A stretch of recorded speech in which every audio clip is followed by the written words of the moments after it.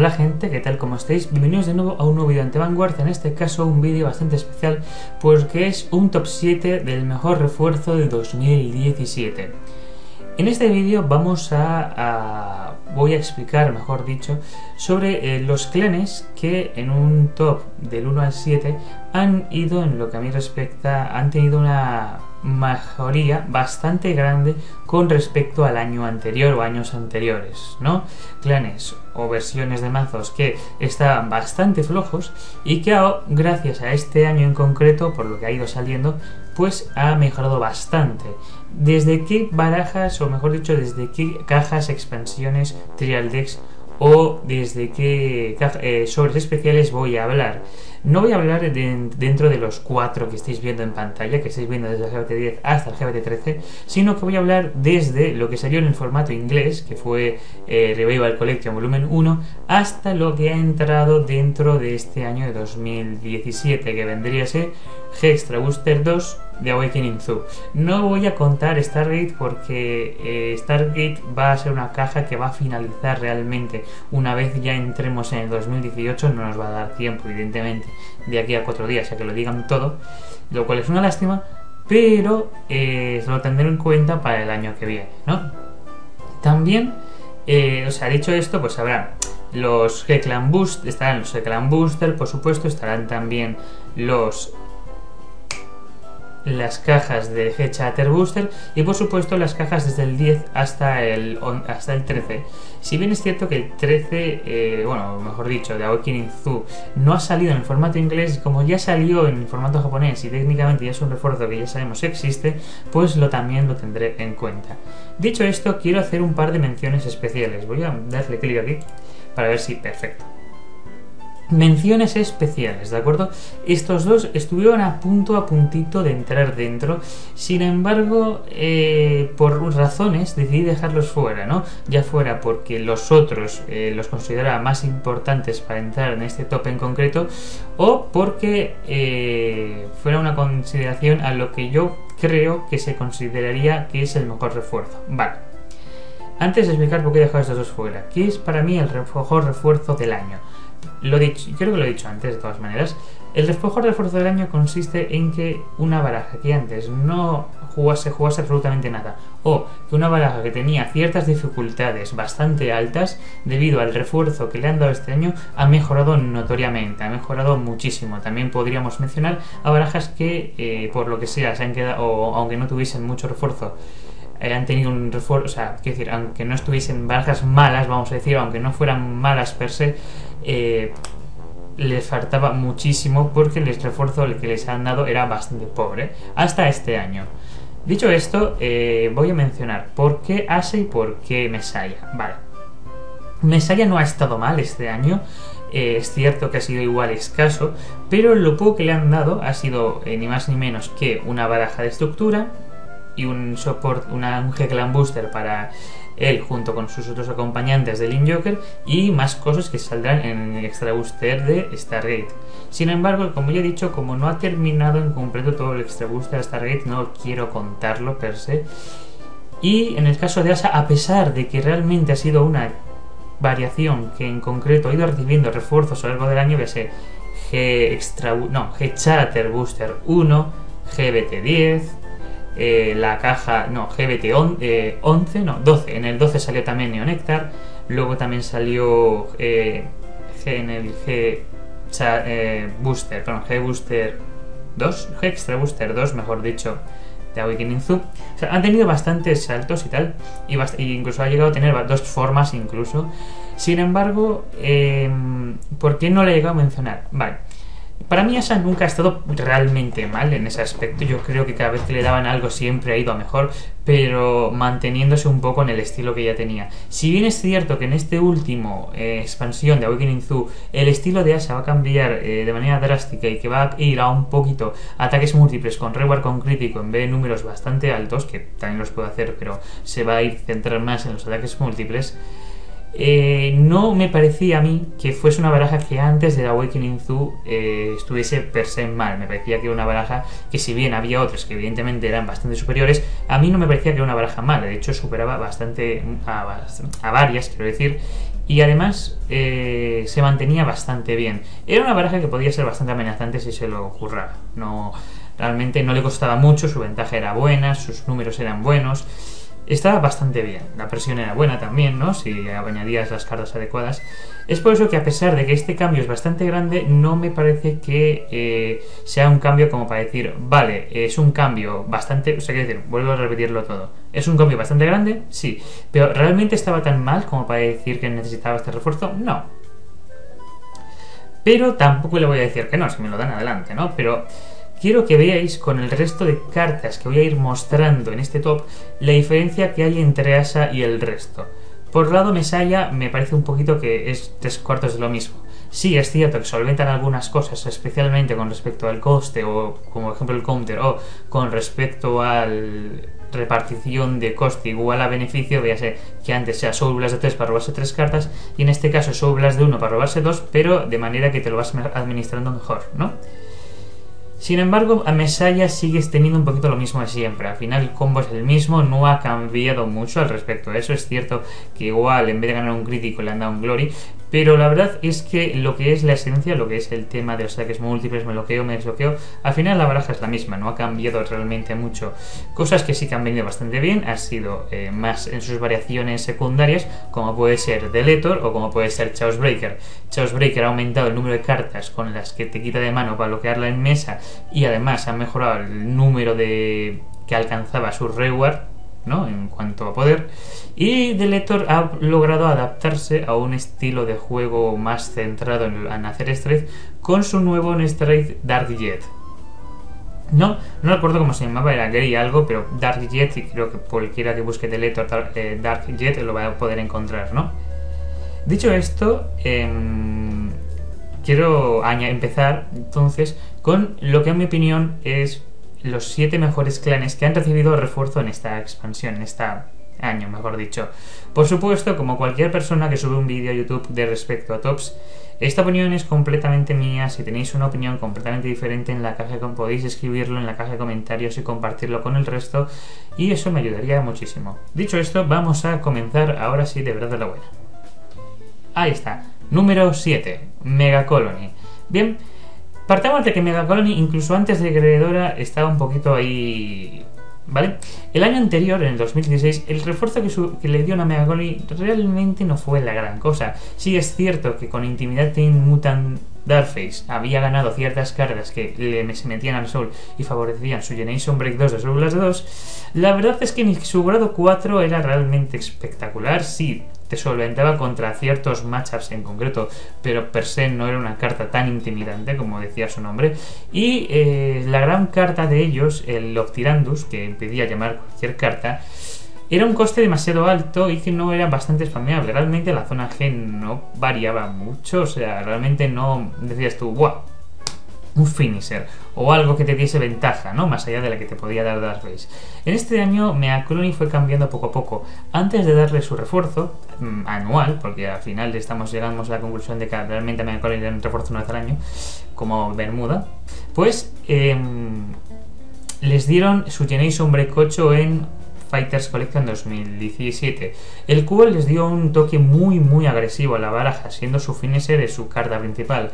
Muchas veces cuando querías ir a matar con Darkface, intentabas llegar a Generation Break 8, lo cual normalmente tampoco era muy difícil gracias a la ventaja que se hacía, para poder rematar con una carta que te daba más 5000 a todas tus cartas por cada carta unidad girada en la mesa del oponente. Bien, si bien esto no está mal, faltaban muchas cosas. Es cierto que un grado 4 puede llegar a cambiar casi un clan, muchos ya sabrán cuál es la referencia a eso. Sin embargo, faltaba cosas con respecto al soporte. Faltaba grados 2, 1, 0, grado 3 nuevo. Cosas que le diesen un lavado de cara a la baraja. Y con esto llegó The Awakening Zoo. ¿Qué llegó? Llegó Greedora. Es que le tengo que hacer una corrección a los vídeos de antes que tengo, porque la tengo con 2 E's y es solo con una sola E. Greedora, Darkface Greedora, y varias cartas que dan mucho más refuerzo a la baraja.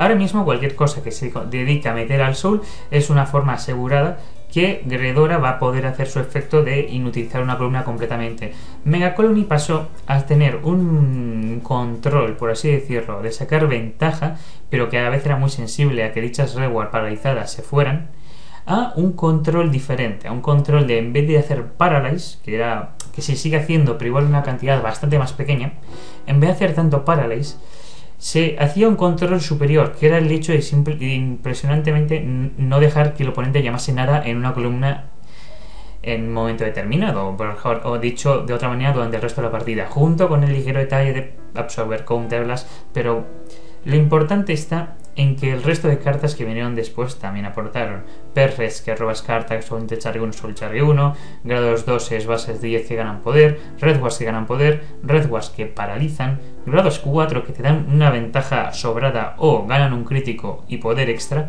y dan poder a todas sus reward. Crítico y Dread Check extra, perdón, y poder a todas las reward con mayor sinergia con Greedora, haciendo que este nuevo grado 4 fuese de ahora el principal en el que realmente juega Mega Colony. Ahora mismo es un GR que le tiras 4 copias de él y te renta, porque robas lo que antes robabas, incluso, de hecho robas ahora con este grado 4, robas incluso mejor que con el anterior Darkface. Todas tus reward ganan poder, y si el oponente está jugando anti-control, o veas tácticas para impedir que le paralices la reward, como puede ser Gran Blue o puede ser magia, pues gana un chequeo y un crítico extra. Yo lo veo bastante bien. Sin embargo, ¿por qué está en el número 7? ¿No? A pesar de todas las cosas buenas que he dicho. Vale. La razón por la que Darkface está en el número 7 es que realmente, incluso con todo lo que he dicho anteriormente, tampoco estaba tan mal. Si lo paramos a pensar bien, si no te enfrentabas a mecánicas de control y te enfrentabas a un mazo que no podía quitarse la reward que tú le paralizabas, le estabas paralizando la reward, te estaba robando 2 cartas, y en el mejor de los momentos en el que él intentas hacer un combo que te fuera a fastidiar, sube las 2 y le girabas la reward. Eso, junto con un grado 4 que ejercía presión, se acertaba que eras tú un Beetle, y junto con otros grados 4, como podía ser el Optirandus, aunque te costase un poquito más, ¿no? Y el otro Darkface, pues bueno, es situacional. Sin embargo, el cambio es bastante grande, como podemos observar, ¿no? Sin embargo, vamos a ir mencionando otras barajas que igual podían estar en una situación similar o peor que Darkface, pero que recibieron un refuerzo incluso mejor. Continuamos con número 6. Narukami, en este caso más en concreto Vanquisher. Bien, Vanquisher, GBT12. Bien. Durante este año, Vanquisher realmente nos sorprendió a todos, sinceramente, porque pasó a ser un mazo en el que tú no le bajabas absolutamente nada, y por lo tanto la capacidad de hacerte Vanish desde la drop zone, ¿no?, para alcanzar su Thunder Strike era más complicada para él, era bastante más difícil, tenía que acertarte con X cartas, y si no acertaban, se iban, pues no es que se iban, ¿no? Ahí lo he dicho mal. Básicamente no bindeabas nada, no alcanzabas el Thunder Strike suficiente, ¿no? Y además de un Counterblast de 1 que tenías que estar gastando todos los turnos y tal, y que tenías que combinarlo con otras cosas. Dicho esto, ¿qué es lo bueno que Vanquisher o GBT12 trajo a Vanquisher? Bien, primero grado 3 que te recupera los costes y te bindea sin necesidad de que haya mesa en el campo del oponente. Un grado 1 en Strike que te permite hacer bind, no en una delantera, sino a cualquier carta, una cosa del anterior Vanquisher que solo podía hacer bind y retirar a una unidad en la fila delantera, y en este puedo hacerlo en cualquier cosa siempre y cuando sea un Thunder Strike. Por otro lado, su grado 4, su Conquering Supreme Dragon de Agonic Vanquisher Uebuster, es de lo mejorcito. Por su Blast de 1 haces dicha mecánica, retiras una del oponente y otra en la drop zone, y si sigues teniendo más reward que el oponente, gana más 3 unidades que tú quieres, ganan más 3000. Puede ser él o puedes darse toda la reward. Además, Thunder Strike 7, todas tus unidades en la delantera ganan más 5000, y esta unidad gana un crítico y un chequeo extra. Véase, un plus. Es un plus hecho y derecho, que es una cosa que Vanquisher antes no tenía. Vanquisher era uno de esos mazos que dependían muchísimo de lo que robaban, muy al estilo Aquaforce, muy al estilo Tachikaze, ¿no? De que no es como un mazo de paladines, no es como un mazo de Unit Sanctuary, que tiene un toolbox amplio, ya sea el mazo, ya sea el soul, ya sea la zona de daños. Entonces, dependían muchísimo de lo que robaban, ¿no? Yo he llegado a ver partidas en las que se sacaban al Conquest y ponían triggers a pegar porque no tenían nada más. Completamente, y únicamente el control le dolía. ¿Qué pasa? Que incluso ignorando estas dos cartas, Vanquisher recibió mucho refuerzo durante el GBT12.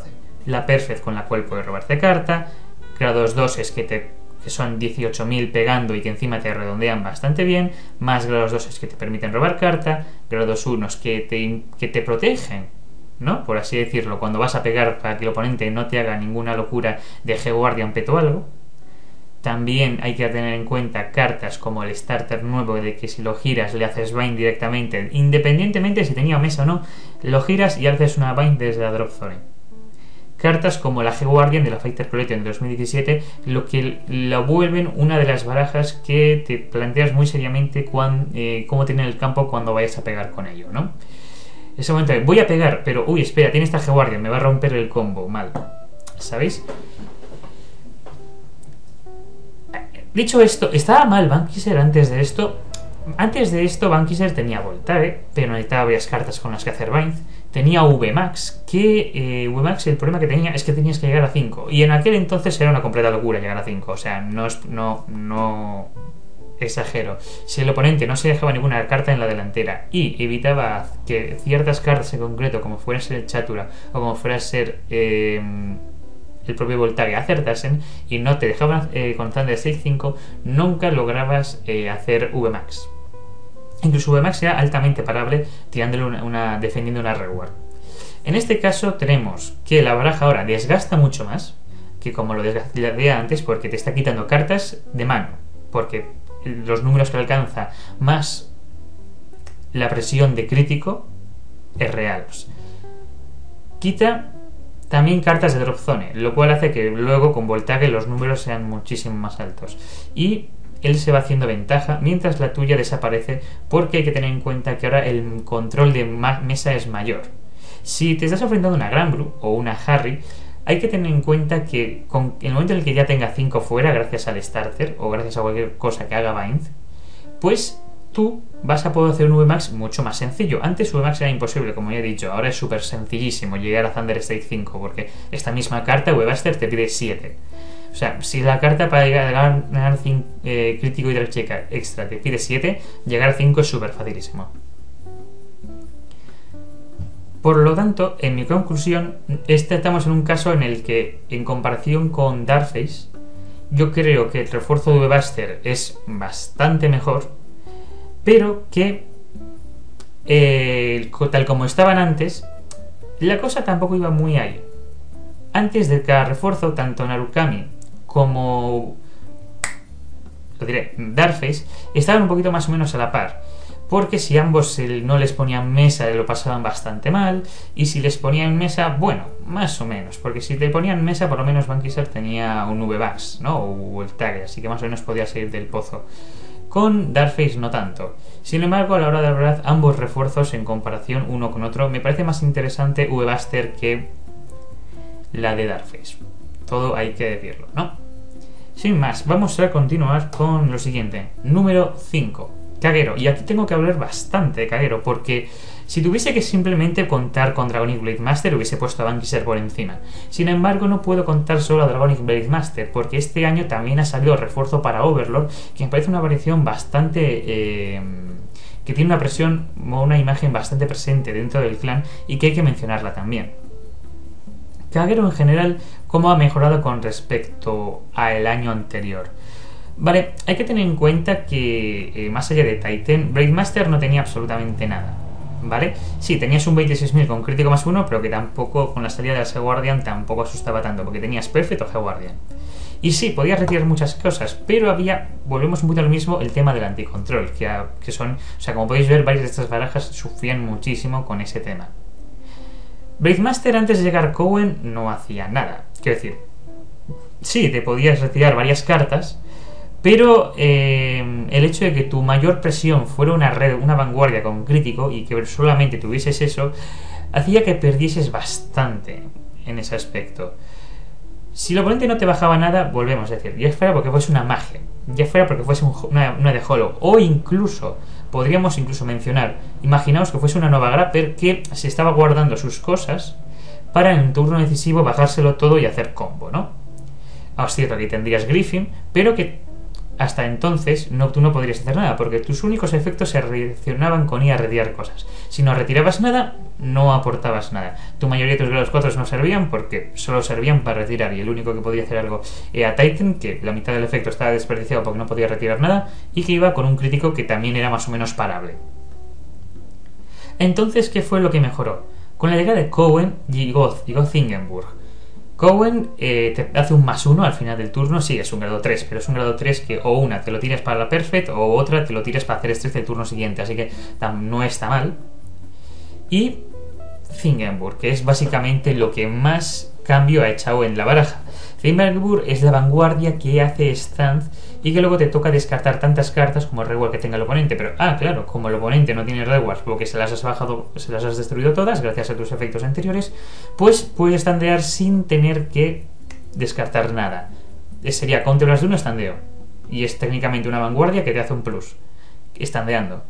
Eso es un detalle bastante importante teniendo en cuenta que en general el 95%, por decir una cifra, de las vanguardias, si no es el 99%, de las vanguardias que hacen stance en el juego, se dedican especialmente a cuando se van a standear, normalmente te vas a comer algún negativo por algún lado. En este caso no, Zingenburg era un plus en toda la cara, y sigue siéndolo. Y lo curioso es que muy al estilo de V-Buster, no dependes de usar su efecto de voltear una copia como él. Podías simplemente tener sin usar ese efecto de voltear una copia, podías tener 4 tiros de una vanguardia que standea por conteolas de uno y haciéndote un plus. Entonces, entre un plus por el campo vacío y otro plus por la vanguardia que standea, al final Blazemaster Cowen se hacía una mano bastante interesante, y la del oponente tenía que tener en cuenta que estaba siendo muy presionada por vanguardia que standea. Una vanguardia que pega 2 veces, presiona más que una vanguardia con crítico, y bueno, depende de del momento en el que estés, pero normalmente va a presionar más la vanguardia con stand que la vanguardia con crítico. Y estaba el control, que la verdad es que mejoró bastante. Muchas cartas con efectos de que si el oponente tiene reward vacías hace algo, estaba muy bien. Si seguías enfrentándote a tus oponentes con los que tenías Malpairing, que te dejaban la mesa vacía, pues ahora te aprovechabas mucho más. Te ahorrabas el efecto de hacer que cartas ganasen se me fue la cabeza. Te ahorrabas el efecto de tener que gastarte recursos en retirar cosas, pero a cambio tenías otras cosas en las que gastarte el Counterblast. Gano 2000 por cada espacio de reward en Open y además robo carta, me devuelvo carta grado 3 de la drop zone a la mano que tenga Blaze, stand de vanguardia, me sacrifico, levanto daño con robo carta, cosas por el estilo, ¿no? Por otro lado, Overlord creo que ha sido de las mayores sorpresas del año, creo que lo puedo decir muy ampliamente, cuando The Destiny y The Purge fueron 2 Overlords que no se dedicaban a hacer stance. Esto fue una cosa bastante chocante, porque Overlord tiene esa tradición, ¿no? Esa tradición de que siempre, cada vez que sale uno nuevo, siempre se dedica a hacer lo mismo.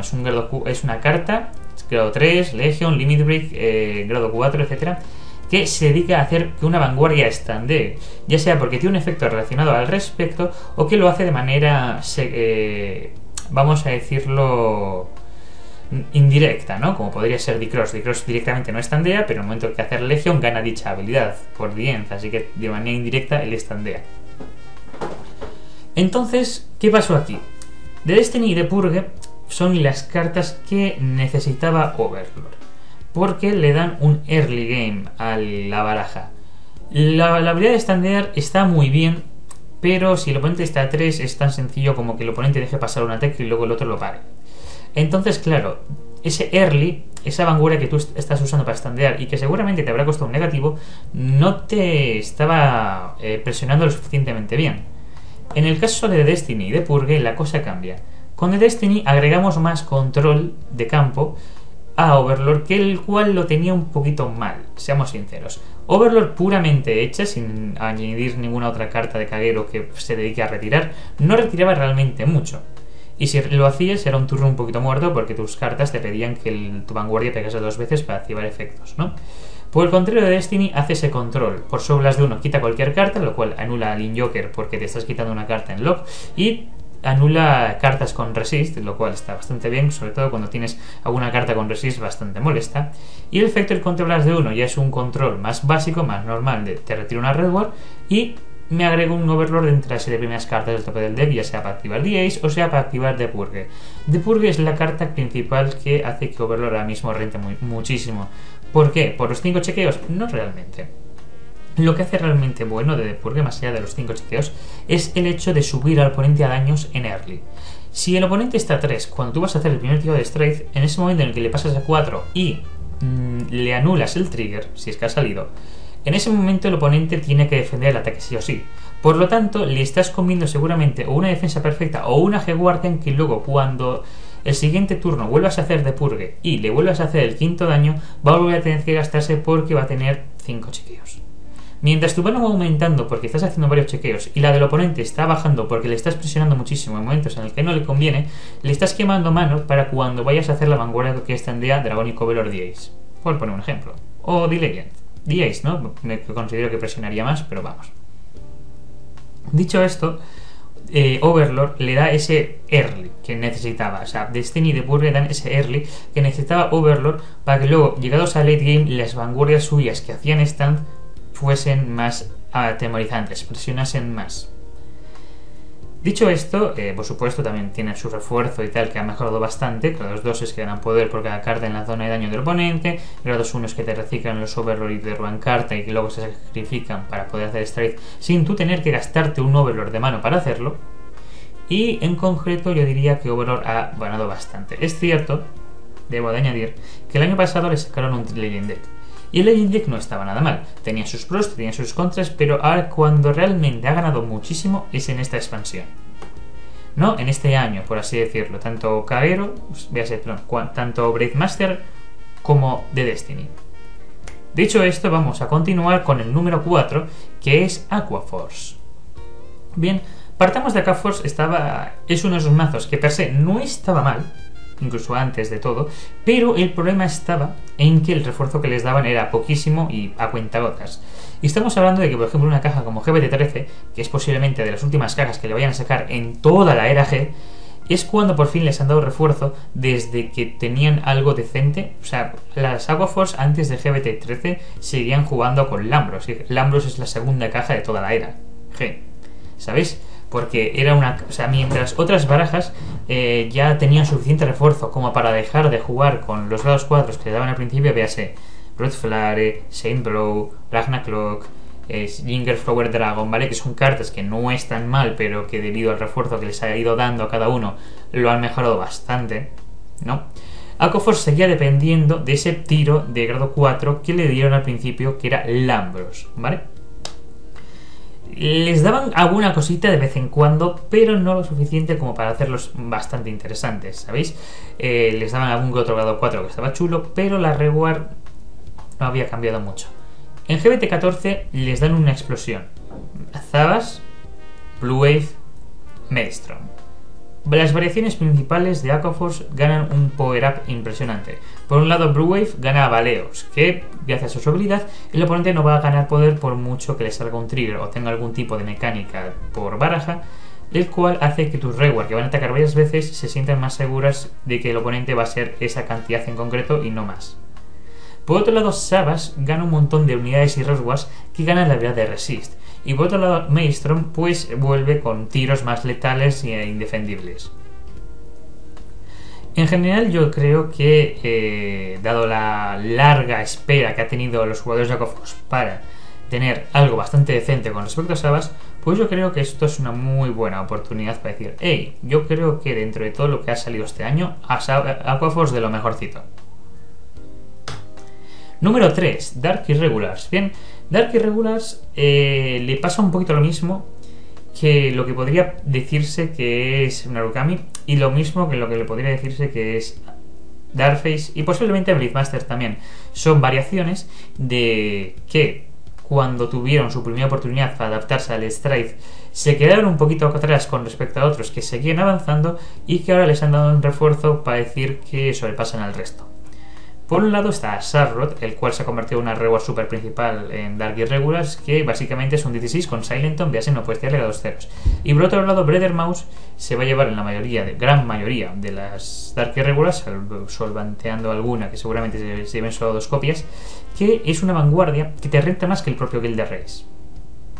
Mucha gente me va a llamar mucho la atención, ¿no? O sea, cuando te estás diciendo, si Guild Race es un 56.000 con Glory, con crítico más 1 y tal, vale, sí, está muy chulo, pero si te lo paran no has hecho nada más, no te has sido productivo. Brothermouse tiene esa cosa de que aunque te paren los 2 ataques, por lo que sea, te da más la sensación de que has hecho muchas más cosas en ese turno que si hubiese simplemente tirado un tiro de Guild Race. Tu reward han ganado más 5.000 de poder, o por lo menos Eliur y reward han ganado más 5.000 de poder. Vamos a decir que 2 unidades tuyas han ganado más 5.000 de poder. Tus cartas, todos tus triggers que estaban metidos en el Soul vuelven al deck, haciendo que tu deck, que era muy pequeñito, se vuelva un taco lleno de triggers. Y posiblemente haya varios stands que hagan standear estas cartas que van a ser Silentums. Charlotte y Brothermouse. También hay que añadir cosas como el grado 1 que se mete cuando es metido al Soul por Counterblast de uno robas una carta, que es bastante importante decirlo, que es lo que ha dado mano. La cantidad de cartas en mano ahora ha aumentado con respecto a otras variaciones anteriores en Dark Irregulars, y eso es porque ya no tienes tanto miedo a que se te mueras por decode.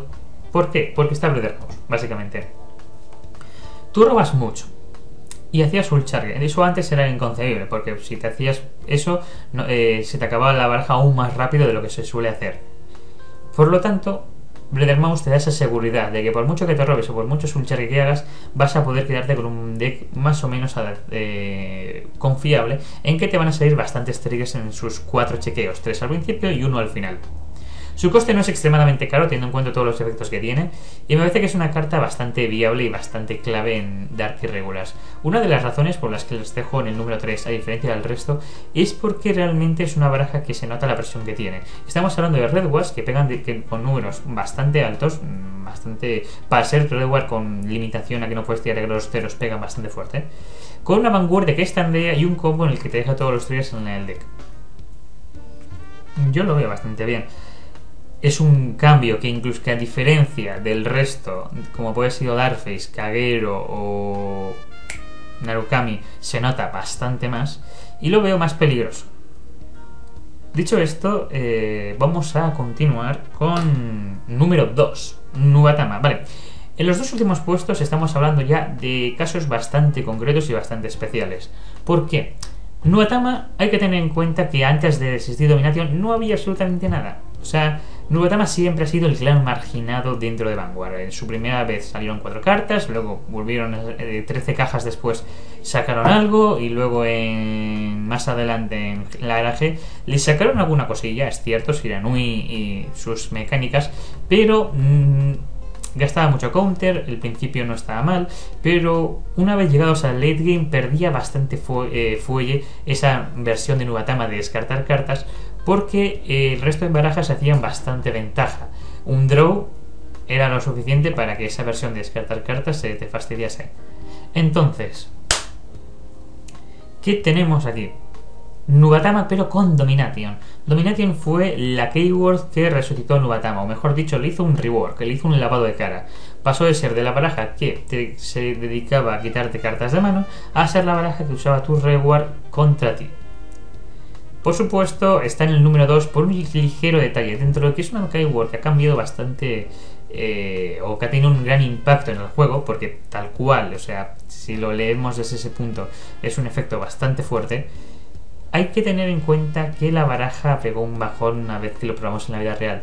¿Por qué? Porque le faltan cosas, tiene problemas que tiene que pulir todavía. Cosas como la ventaja de mano, cosas como las mecánicas, cómo enfrentarse bien ante el control, que realmente no debería ser un problema, pero contra un control más agresivo que él lo pasa bastante mal.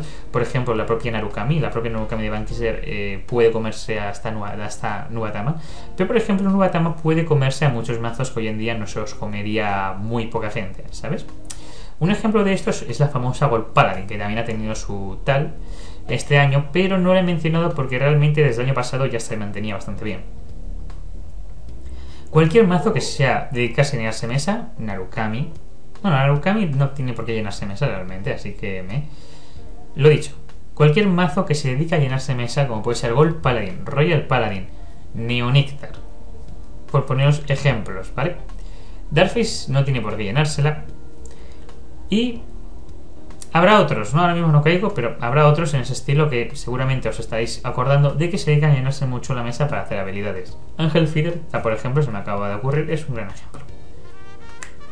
¿Qué pasaba contra los mazos que no se llenaban mucho la mesa? Bueno, pues si no te llenabas mucho la mesa, el efecto de si no hay Oboro te resucitaba una carta en de la drop zone para tener por lo menos una carta a la que dominar, y Mugen Lord, si tú no el oponente no tenía mucha mesa, pues se dedicaba a darle más 4000 de poder a todas tus cartas, entre otros efectos en concreto, ¿no? No sé por qué me pasan estas cosas, se me pone la mente un poquito en blanco a veces. A lo que quiero decir es que Nubatama ha dejado de ser esa baraja que no solo no tenía absolutamente nada, a una baraja que, dependiendo con qué baraja le enfrentes, tiene una amenaza bastante importante, que tiene una keyword que es extremadamente molesta, que es dominación, y que te puede ganar una partida muy fácilmente si te saca un Mugen Lord y tú tienes 5 cartas en mesa. Ha pasado a ser de una baraja que es eso. Sí, mucha gente me estará diciendo, buah, pero no me parece un refuerzo tan bueno en comparación a otros. Ya, pero hay que tener en cuenta que es un refuerzo que le viene muy bien a un mazo, a un clan completamente abandonado como es Nubatama. Es por eso que está en este puesto número 2. Y yo creo que ya mucha gente a estas alturas ya se va a poder imaginar cuál va a ser el número 1. No puedo evitarlo realmente, me gustaría que fuese más sorpresa o menos inesperado, pero es que llama mucho la atención y ha pegado mucho el cante este año. Y es Oracle Think Tank, número 1. ¿Por qué Oracle Think Tank? Vale. Partamos de que Oracle Think Tank, al igual que otros mazos, en la era G le costó arrancar. Cada vez que Oracle Think Tank se intentaba hacer un plus, tenía que pagar Counter Blast de 1 para ello. Counter Blast de 1 te haces un plus. No era un mazo especialmente agresivo, sus rewards no pegaban especialmente fuertes y sus grados 4 no tenían ninguna cosa amenazante, más allá de seguir haciéndose más ventaja. Dicho esto, si la comparábamos con otras barajas, como podría ser Grenature, en el que tenían una unidad llamada Carrion Tiger, y en la cual, retirándote una carta, al igual te robas, yo que sé, 5 cartas de repente, acumulando efectos en la misma carta, sacrificarlo y robas tantas cartas, pues igual ese Counter Blast de 1 que te gastaste antes, pues luego vuelve un montón. Pues yo que sé, Counter Blast de 1, igual al sacrifico 1, robo 5. También recuperaban los costes mucho más fácil, así que al final eso de pagar un coste pues tampoco era tan influyente, ¿no? Dicho esto, ¿qué es lo que ha hecho que Susano o Battle Sister también hayan sido tan topes en este año, ¿no? Por supuesto, la presencia de Chiquisima. Y Chiquisima no se puede ser olvidada. Chiquisima ha sido lo que ha cambiado el mazo en muy gran medida. Sin embargo, no quiero centrarme exclusivamente en ella porque decir que una sola carta ha cambiado el mazo, si bien es cierto que es verdad, no sería bastante injusto con respecto a otras cartas que también han salido y que han dado su granito de arena en esta baraja. Recordemos que al principio de año tuvimos Chatter Booster 2, en el cual estaba el nuevo refuerzo de Susano. ¿Y qué nos aportaba, no? Con el nuevo refuerzo de Susano tuvimos el Susano grado 4, que a la primera vanguardia que presionaba con crítico, la G-Guardian, que es brutal, o sea, Deity of Sun Amaterasu creo que se llama. Hay mucha gente que hoy en día se me queja de que la G-Guardian de Dark Irregulars, no, de Shadow Paladin es muy gratuita para lo que hace. Les digo que vayan a ver la de Amaterasu porque está 1000 veces más rota, porque no solo ganan los 10.000 de una manera bastante sencilla, sino que encima haces Soul Charge 1 y te colocas la primera carta del tope del deck arriba o abajo, top o bottom. Me parece una carta bastante, ¿no? Y por supuesto Susano. ¿Qué pasó de ser una carta que te dedicabas a pagar contra los 1 para hacerte un plus y ganar 5.000 un crítico en caso de que se te acabase la zona G? Soy una carta, soy un grado 4, bueno, un grado 3, perdón, que constantemente me estoy colocando la primera carta del tope del deck. Esta carta que estoy mirando me interesa, no me interesa, va bien con el grado 4 que voy a hacer ahora mismo. Si ponemos grados 4 ofensivos en esto, pues es una mezcla bastante poderosa. Hay que tener en cuenta que su keyword Oracle no es lo mejor del mundo y creo que precisamente es lo que le echa un poquito para atrás y la ha frenado bastante, pero una vez llegó el 12 la cosa cambió. Con Ichikishima puedes hacer Oracle en la main phase, veas, puedes tener 5 cartas en mano y luego hacer tiro y luego bajarte todas las cartas que quieras. Y si no tienes suficientes cartas, robas 2 por su efecto. Contemplas de uno, sobras de uno, como una copia como ella, robo 2 cartas. Hay muchas cartas, como por ejemplo grados 1 y grados 2, que ganaban poder por cada carta en mano, de manera que hacías que tus reward ganasen esa agresividad. Cartas con efectos de que se aciertan hace algo, cartas con números elevados, como puede ser en el caso más específico Battle Sister, que hace que todas tus reward ganen 3000 tan solo por el hecho de hacer strike. Es lo que hace que esta baraja haya ganado tanto, más por supuesto que Chiquísima.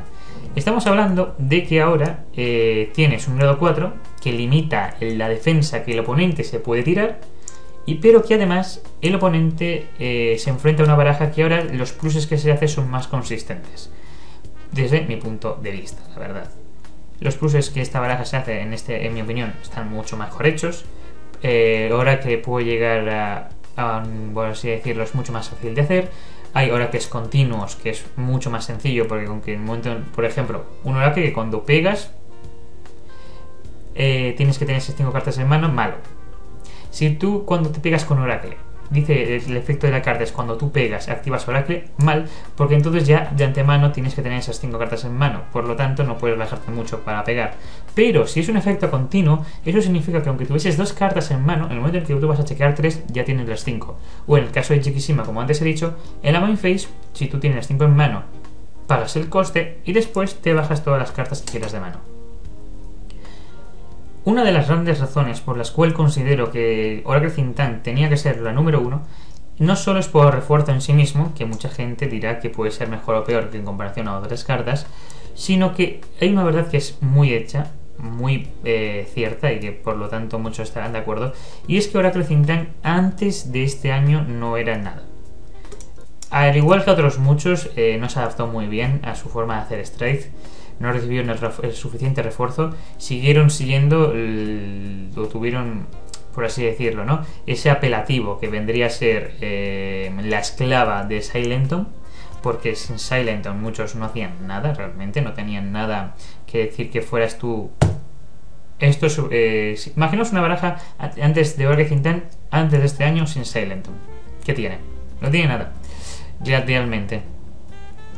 Su ventaja le sale bastante cara, sus números en reward no son realmente impresionantes, y por mucho que te aguante, a la larga le vas a ganar tú, ya sea porque se va a morir por default o porque tú le vas a aguantar lo poco que él pega, sinceramente.